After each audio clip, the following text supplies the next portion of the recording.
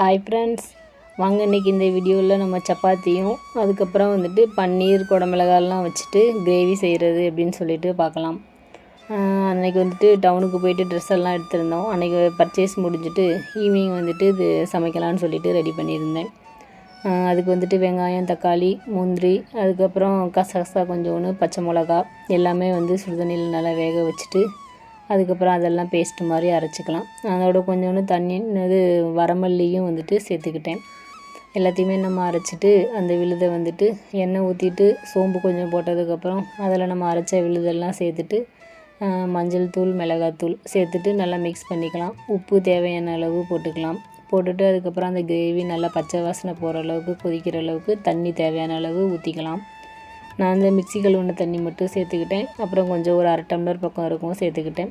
அதில் வந்துட்டு கொஞ்சமாக சுகர் கொஞ்சோண்டு சேர்த்துக்கலாம். நிறையா போடக்கூடாது, சும்மா ஒரு பிஞ்ச் அளவு போட்டுக்கிட்டோன்னா டேஸ்ட்டு கிடைக்கும், நல்லாயிருக்கும்.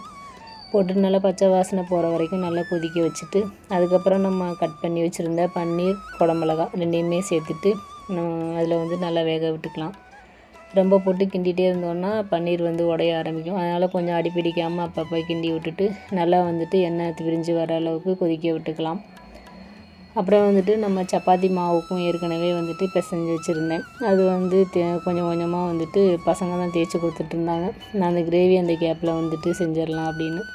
ஃபைனலாக வந்துட்டு நீங்கள் கஸ்தூரி மெத்தி இருந்தாலும் இது பண்ணி விட்டுக்கலாம். பட்டர் இருந்துச்சுனாலுமே போட்டுக்கலாம். நான் அதெல்லாம் வந்துட்டு வேண்டாம், இவங்களுக்கு வந்து ஹெல்த்து ப்ராப்ளம் இருக்கிறதுனால நிறையா பட்டர், ஆயில் இந்த மாதிரி சேர்க்க வேணாம் அப்படின்னு சொல்லிவிட்டு அதோடு வந்துட்டு கருவேப்பிலை மட்டும் தூவிட்டு நிப்பாட்டிக்கிட்டேன். அப்புறம் கொஞ்சம் ஃப்ரெஷ் க்ரீமும் இருந்ததுனால அது மட்டும் கொஞ்சோன்னு வந்து ஒரு 1/4 ஸ்பூன் அளவு கொஞ்சமாக விட்டுக்கிட்டேன். நல்லா இருந்துச்சு பார்க்குறதுக்கு. டேஸ்ட்டும் வந்து ஓரளவு பரவாயில்ல, சாப்பிட்ற லெவல் நல்லா தான் செஞ்சுருந்தேன்.